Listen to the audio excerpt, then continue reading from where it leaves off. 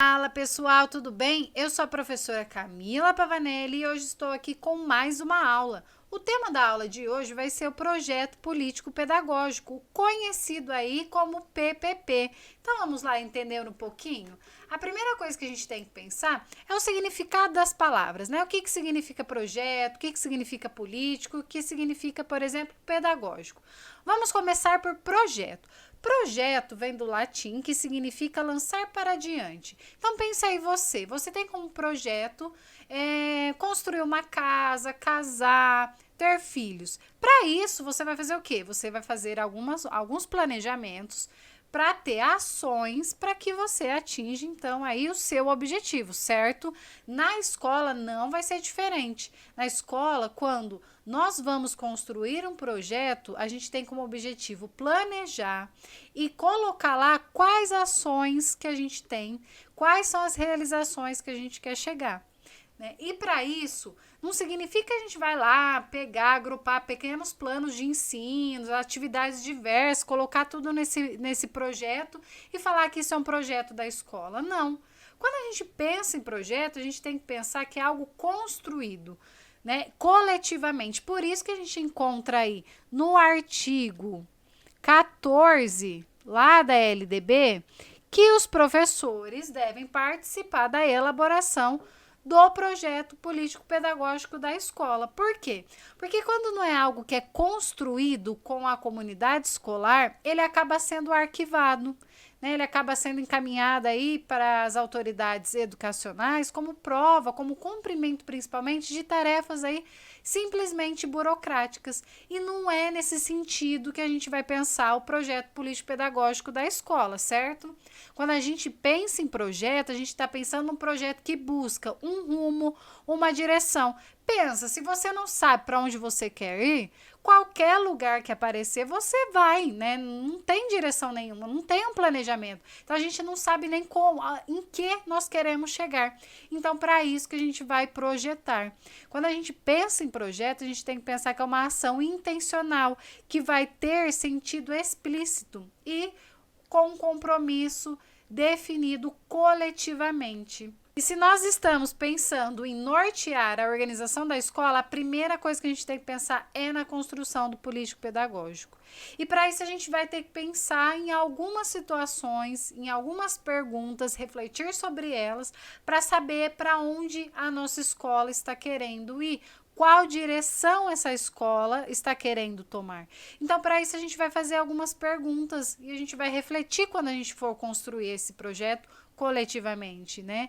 Para onde os esforços nossos, enquanto professores, coordenadores, integrantes da escola, quais são os esforços? E para onde esses esforços estão indo? Para onde que nós pretendemos chegar? Qual é o projeto de nação que a nossa escola tem? Qual é o projeto de escola?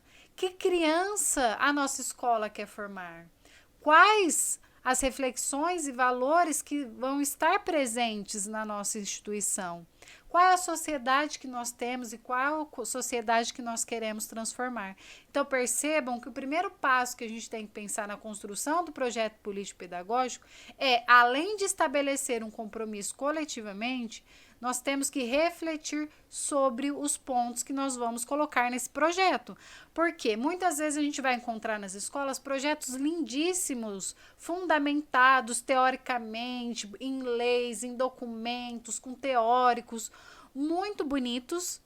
Porém, na prática, a gente não vê de fato isso acontecer. Por quê? Porque não é construído coletivamente. E quando a gente não constrói algo no modo coletivo, é muito difícil, então, as pessoas seguirem, tá? Então, a gente vai começar a pensar, né? Vamos pensar naqueles pontos que eu trouxe para vocês. E aí, também dentro do projeto, a gente vai pensar que tipo de escola é a nossa, quais são os profissionais dessa escola, quais profissionais nós queremos ter nessa escola, quais são os objetivos, as metas que a gente pretende e as necessidades que se tem dessa comunidade escolar.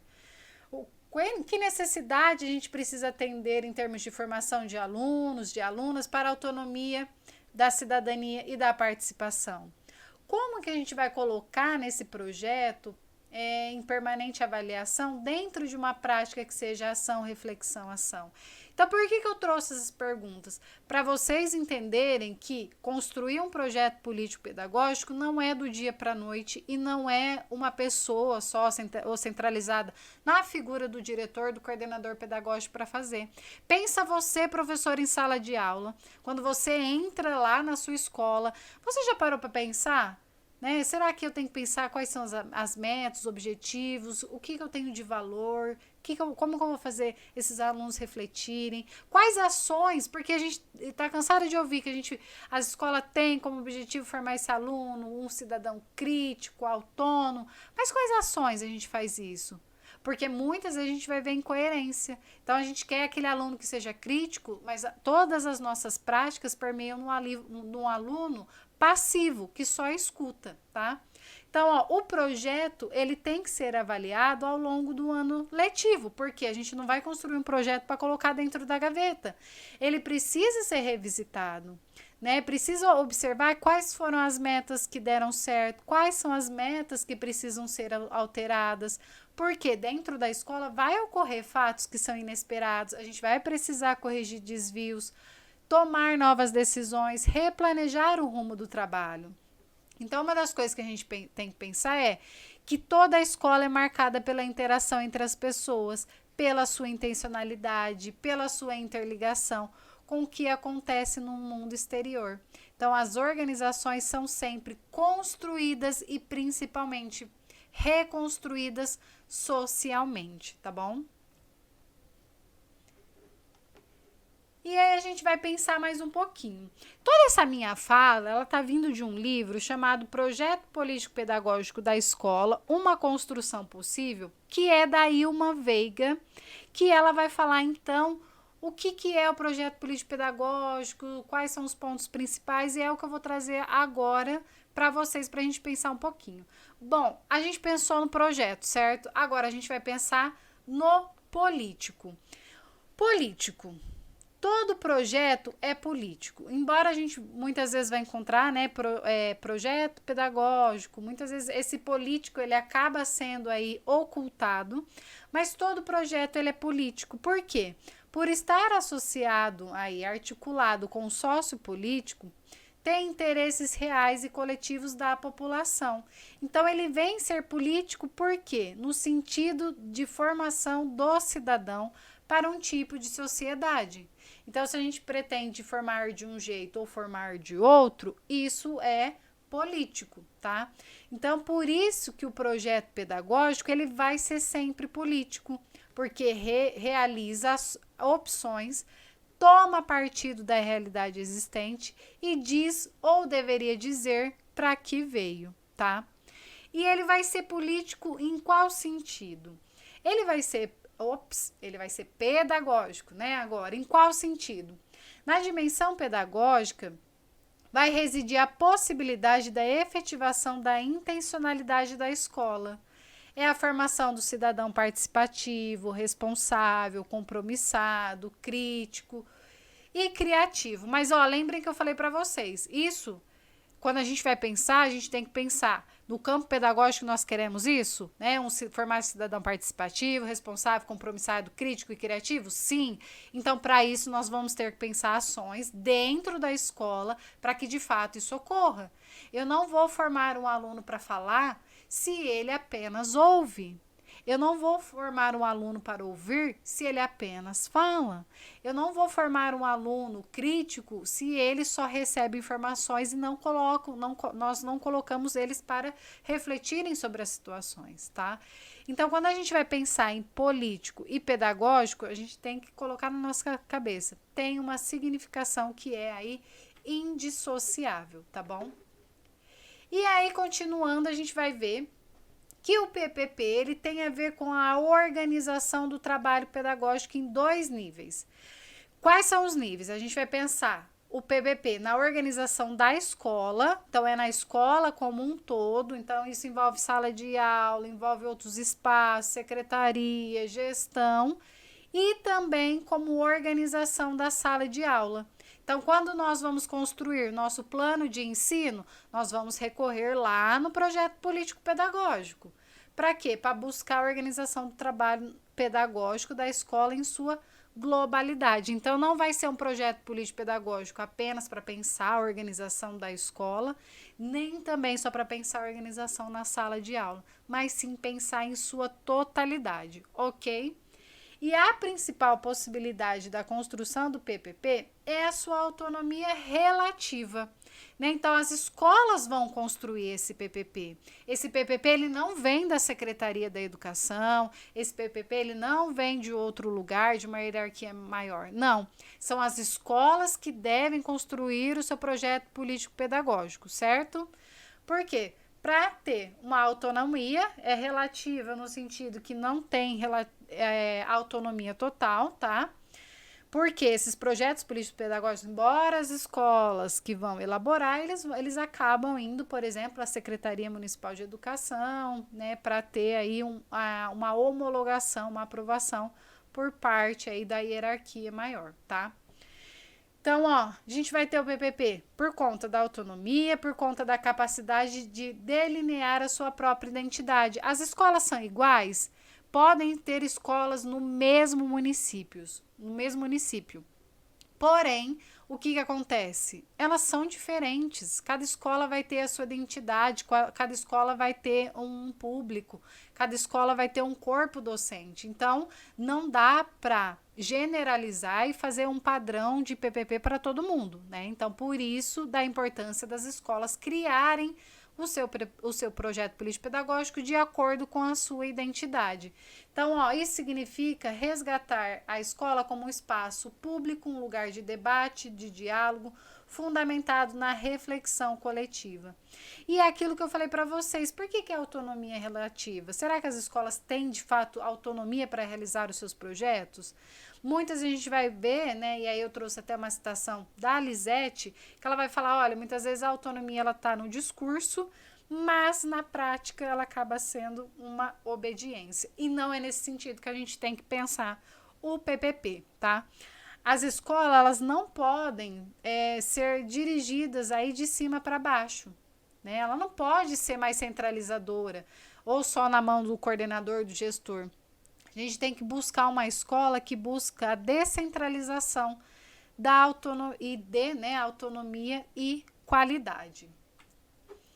E aí, então, nesse livrinho que eu falei para vocês, do projeto político-pedagógico da escola, Uma Construção Possível, da Ilma Veiga, ela vai trazer princípios norteadores do PPP, tá? E um dos princípios é a liberdade. A liberdade é um princípio constitucional, tá? Está associada à ideia de autonomia. Para quê? Ó, a escola tem que ter liberdade de ação, liberdade na escola para aprender, para ensinar, para pesquisar, para avaliar, para socializar a arte, o saber, voltados para uma intencionalidade definida aqui, ó, coletivamente. Então, ó, gente, caiu na tua prova, individual, só centrado no coordenador, só centrado no diretor, já arrisquem. Quando a gente pensa em projeto político-pedagógico, a gente está pensando numa construção, numa elaboração coletiva, tá? E quando a gente pensa nesse princípio da liberdade, ele vai estar aí associado à ideia de autonomia. E se pensarmos na liberdade da escola, temos que pensá-la na relação entre professores, gestores, funcionários, alunos, que vão assumir corresponsabilidade na construção do projeto político-pedagógico. E na relação destas, né, com o contexto social em que ela está inserida. Um outro princípio é o princípio da solidariedade, que também aí é um princípio constitucional. E aí a Ilma, ela traz a Heller para falar que a solidariedade ela implica na disponibilidade para traduzir o sentimento de apoio, de fraternidade aos grupos, movimentos e outras ações de coletividade, né? Outro princípio é o pluralismo de ideias, que é entendido como respeito ao outro, às diferentes opiniões, à diversidade de pensar e de agir. Então, a gente vai ter dentro da escola diversidade. Então, vai ter pessoas que pensam de um jeito, de uma outra perspectiva, vão ter motivações, conhecimentos, posicionamentos e atitudes que são diferentes. E isso tem que estar também no projeto político-pedagógico. E uma coisa eu chamo a atenção para vocês. Onde tem diversidade, a gente vai ter o quê? Conflitos. E aí também a gente vai ter que pensar e colocar dentro do projeto político-pedagógico situações de conflitos, onde há pessoas, pode ser uma pessoa com outra, pensa aí você com seu namorado, com seu irmão, com sua mãe, se tem duas pessoas só, terá conflitos. Então, a gente vai ter que pensar. Então, quando a gente pensa nesse pluralismo de ideias, em hipótese alguma a gente está pensando em homogeneizar para uma ou outra perspectiva, não. Mas sim debates de trazer diferentes perspectivas num diálogo principalmente respeitoso, ok? Outro princípio da igualdade. Igualdade de condições para acesso e permanência na escola, igualdade de oportunidades, requer, e quando a gente pensa, uma atenção, né, que está até aqui, quando a gente pensa na igualdade, não é só o número de quantidade de vagas não, tá, gente? É pensar na igualdade de oportunidades, que requer aí, uma expansão quantitativa. Então, não é só vaga não, tá bom? Mas também uma ampliação do atendimento que seja aí de qualidade. Outro princípio da qualidade. Então, que não pode ser privilégio de uma minoria econômica e social, certo? Então, quando a gente vai pensar de educação de qualidade, o que a gente vê muitas vezes é que a minoria tem aí acesso a uma educação de qualidade em relação à maioria. Então, por isso se coloca como um desafio para a escola, né? Proporcionar uma educação de qualidade para todos, tá? E isso não é só qualidade que vai estar relacionada à quantidade de vagas dentro dessa escola, mas também a questão da igualdade, pensar na questão da consciência crítica, da capacidade de ação, mesmo de saber mudar e de ter garantia de acesso e realmente de ter permanência na escola, tá bom? E a escola, claro, se ela pensa numa escola de qualidade, ela tem a obrigação de evitar de todas as maneiras possíveis a repetência e a evasão. Mas pensando na repetência, não é apenas aprovando sem esse aluno saber, não, tá? A gente tem que pensar na qualidade, na meta qualitativa do desempenho de todos, tá? E preciso pensar principalmente a permanência desses alunos dentro da escola, ok? Transparência. Então, o projeto político-pedagógico depende da inserção da comunidade no cotidiano escolar, do envolvimento dos diferentes segmentos, discussões e na socialização aí das informações. Então, a gente tem que ter acesso, todos têm que ter, da comunidade escolar, professores, alunos, técnicos, pais, enfim, tem que ser protagonistas desse projeto. A participação, que não pode se resumir apenas no instante da eleição do voto, mas exige uma abertura para debate. Se a gente está pensando em projeto político-pedagógico, a gente está pensando nessa perspectiva, numa perspectiva o quê? Democrática. Anotem isso, democrática. E nós não temos que associar democracia apenas a voto. Então, é democrático porque eu fui votar. Não, mas é ter abertura, espaço para diálogo, discussão, debate de um projeto político-pedagógico de qualidade. Um projeto que seja assentado numa educação emancipatória, tá? E então, por isso, a participação é um princípio básico da democracia. E não é só apenas votar, ok? E um outro princípio que é da valorização do magistério. Então, a gente tem que pensar nessa formação continuada desse professor, já que nós sabemos que a formação inicial apenas, ela não vai dar conta de tudo que acontece dentro da escola e, claro, ter condições de trabalho e remuneração, tá ok? E aí, então, para finalizar esse primeiro bloco, a gente vai pensar o seguinte, na formação continuada. Então, se eu estava falando para vocês que a formação inicial ela não dá conta de tudo, como que agora a gente vai pensar então nessa formação continuada?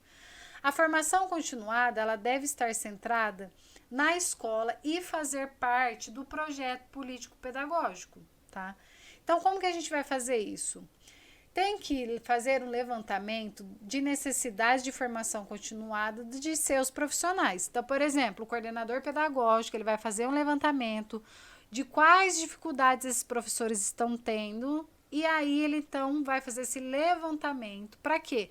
Para elaborar um programa de formação contando com a participação e apoio de órgãos centrais, no sentido de fortalecer o seu papel na concepção, na execução e na avaliação do referido programa. Então, a gente tem que pensar que a formação continuada ela vai dar em nível de pós-graduação, na especialização, mestrado e doutorado? Sim.